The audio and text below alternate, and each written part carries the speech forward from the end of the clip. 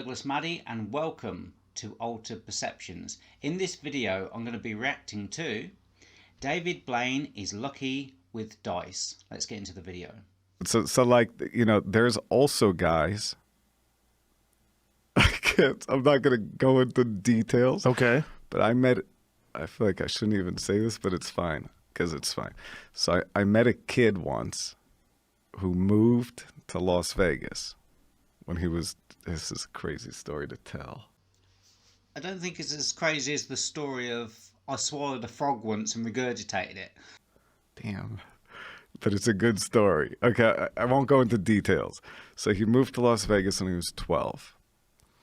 He moved there because he wanted to meet a specific person who was considered the best card cheat ever. Meaning the guy, this is a guy that the reason that Vegas has those, instead of like the dealer peeking the down card, they have to put it into a machine and push a button. He's the guy that the movie Casino was built around with the computer in the shoe. Like he was the best card cheat ever. But among magicians, he's like a phenomenon because he's working on moves not to entertain anybody. He's working on moves so he doesn't get his hands smashed up against a wall at Binions, you know, right? Yeah. So he's working on moves so he's not going to get killed. Survival. Yes. But Yeah. So this kid at the age of 12 knows about him, moves to Las Vegas, and buys a craps table. He puts the craps table. It's him and his mom, right? The single mother and him. They live in this small apartment very close to the man I was telling you about. And this kid throws dice 15 hours a day on this craps table. By the way, their little bed is like under the table. You know what I mean? It's a small space, and it's a real craps table, like a nice one. The only thing he does is repetitiously throw and he can helicopter spin the dice. So you can't see them doing this. They have such force going around this way that when they hit the wall, one die won't break the number. And he can throw it exactly to this part of the table, missing this from across the table so that one die locks, and every time he can guarantee that number. He did that every day for almost a decade until he could throw dice better than any other human being in the world. Then he went and got a job at one of the casinos that techs for card cheats and worked in the craps tables. It's all he did. And as soon as he turned 21... See, what I would do is I'd want to get the job first and get better at it over the 10 years. Because at least you're employed for 10 years and you'll be actually using the dice that you're going to be using on the table that you're going to be using. You know, if you're going to cheat the system, why not work for the company for 10 years, using their own materials, getting better and better at it as you do, getting paid to do it, instead of doing it at home with your mum? He went out, travels the world, and wins the exact amount of money that he should win playing craps, where you're not detected, but you can. What is the exact amount? I mean, under, you know, probably under $1 million. Yeah, probably a few million a year. So I'm saying it's not like he's going in and getting greedy. It's very smart and structured. Yeah, and that's going to different living. places. And he can throw dice like I've never seen anybody throw dice. It's crazy. I know that they take people that are really good at cards. Like my friend Dana White has been barred from casinos because he wins at blackjack. He's probably just counting. I don't know what he's doing. Yeah, he's counting. But they've kicked him out of casinos because he's won a lot of money. But he's also lost a lot of money, which is bizarre to me that you can go to a place and do really well, and they're like, you're doing too well, you got to get out of here. Well, they also, it says behind every table, we have the right to refuse anybody, which is important. Because, but do they do that with dice is the question. I get how they would do that with cards. Okay, so do you want to hear a dice story? But this isn't me doing magic. This is luck. Okay. Okay. So I don't believe you. It is. I don't like the way you paused. but I'm serious. I know, but I'm saying that because I'm trying to be convincing. Okay. So because I'm telling the truth. But anyway, I go to the Palms. You know Okay. And they had a bet on the craps table called the fire bet, and it was like a game where you have to hit all of the numbers, open and close, without crapping out. So when I walk up to the table, right away, the pit boss and everybody, they make a big deal. Like, you can't touch the dice. And they're like, I said, you can call up. I can touch the dice. Because, you know, they invited me. So I said, I can touch the dice. And because because I wanted to throw. Right. I don't want to just gamble on a rant. So anyway, because even though I'm not cheating, I still feel like, maybe I have a little bit of an ability that's giving, you know what I mean? Right. Not a cheating ability, but maybe I'm a little better than a random person. I don't know.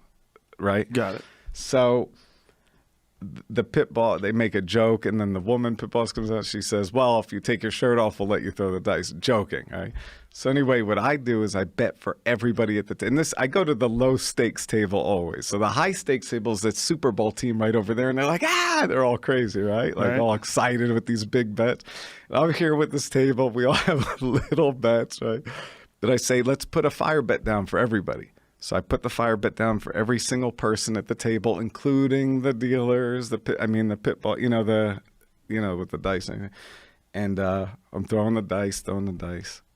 And this goes on for 2.5 hours. I keep throwing the dice. I didn't crap out. I hit sevens in between each number, which I don't you know can. how craps work. So you have to roll like a 5, let's say. And then I'm like, oh no, I need to roll another 5, which is statistically much more difficult than a 7, because 7 is the most common number to come up. So if you roll a 5, you're like, uh-oh, that's hard, because you can only get a 2-3 or a 3-2 on both dice, or a 1-4 or a 4-1. So you have a 4 out of 36, so it's a 1 and 9. So you're probably going to crap out before you get the number. That's why the game is to their favor. So I'm throwing the dice, and it's 2.5 hours later, and they stop everything. And they're like, your fire bet just hit, right? And the table goes, what does that mean? They go, well, you all just won like 10 grand each. And they all go, like everybody's going, they gave me the taste, everybody's going nuts, and we hit the fire bet, which they've now removed from the piles, by the way. But it was a pretty unheard of, like the odds of hitting that bet is pretty rare. But it's just luck. Nobody should hit that bet. I mean, statistically, it's unlikely, and I wasn't cheating. What do you mean, is it just luck? It's David Blaine. It's unlikely, and I wasn't cheating. So it's unlikely, and I wasn't cheating, and he's a magician that's done endurance tests and rehearsed things meticulously for years in order to do these crazy stunts and take risks. I wouldn't trust him at a casino table. So, yeah. So, do they, but the question is... I'm lucky, for some dice, reason, I'm lucky with dice. Right. Yeah. But I'm not, but I can tell you I would be if I was great with dice. I'd tell you I was great with dice. By the way, I actually have a die on me. Why do you walk around with... Yeah. Let's see how good he is with this dice, shall we? I didn't even veer this story for this reason, but I do have a die on me. Have you practiced with dice? No, yes, but I'm terrible at it. So, or I do have a die. But it does make sense that anyway. if you look at what that is, that's a physical thing. And then if you develop a touch, you develop a feel, you do something over and over and over again. Well, this is different, but here, look, take the die. Okay. And can you put it between your hand or whatever? Okay. And can you mix it like that? And then squeeze it when you're done, or no, keep it hidden, but put it on the table, but make sure you can't see it and I can't see it. So you agree, like no one could see that, right? No one can see it. Are you sure? 100%. Do you want to do it again? Try it again. Just because it could be weighted. So or you're done. You're good? Yeah. You're good? Yeah. Okay. Say a number between 1 and 6. Like pick a number up 5. to 6. Okay. That 5 is what I said on the craps table, right? Yeah. But I already know that it's a 4. You see, that is a really good trick. That's a really good trick. I know how it's done, and a friend of mine does it. I've never done this particular one, but that is a really good trick. Now, I did another video with Banachek, and Joe Rogan was being very difficult, let's say, with Banachek when he was doing his mentalism, whereas David Blaine's come on, and that is the best way to perform a mentalism effect on Joe Rogan, because of the distance across the table that I spoke about in the video, because of the size of the objects, because of the way that it's filmed, and Joe Rogan is in full control of that, so he can change his mind at any minute, and he can be difficult and it won't matter because the effect will still be amazing. So David Blaine has chose a really good effect to do on this podcast with this dice. Also, this is repeatable as well, so let's see if he repeats it. How do you know that? That's uncomfortable. Can you do that again? See, look, he's challenging him. Probably not. You know, we'll do. Probably not. Yeah, he can, but he's saying, oh, probably not. But then when he does, it's, oh, this is brilliant. But stop whenever you want. Yeah, because it could be like a weighted die. By the way, that's how people cheat with dice. Is they also take the die and they flip it and they want it to be, you know. That is David Blaine in a nutshell. Can you do it again? Probably not. He knows he can do that 10 times over. It's a great trick, and just that little subtle, you know, that little subtlety that he says, oh, probably not. Like, and he's allowed Joe, because he knows that Joe's going to be challenging, so he's allowed him to say that, as opposed to, because he could have said, oh, try it again. But because Joe came up with it himself and thought, oh, what if I do it again? It's now even a stronger convincer, because he thought of it and he challenged him and he was like, oh, probably not, try again. And now when he does it again, it's going to be even more impressive, because Joe Rogan suggested it and made a challenge, and David Blaine overcome that. So it's just eliminated some of the other ways in which he thought it probably could have been done. This is where David Blaine is a genius, because he's very good at predicting human behaviour and just working his way around it and being very subtle with it. Oh, well, let's try it again. Oh, probably not, maybe. That's brilliant. So you said you wanted a 5, right? Yeah. Go ahead.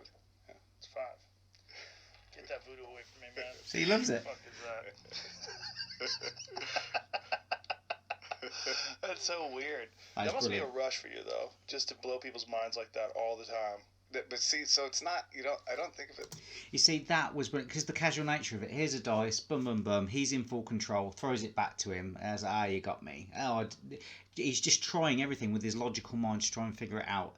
And David Blaine's already preempted it and allowed him to go down the route that he knew that he was going to take. Brilliant.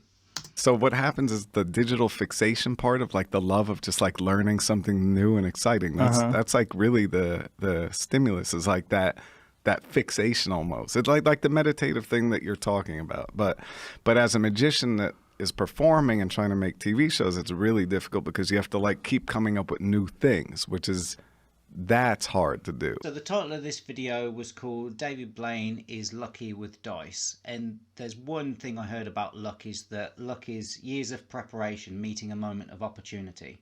And so, yeah, David Blaine has prepared that and he's had the opportunity to do that, and that's why it's worked.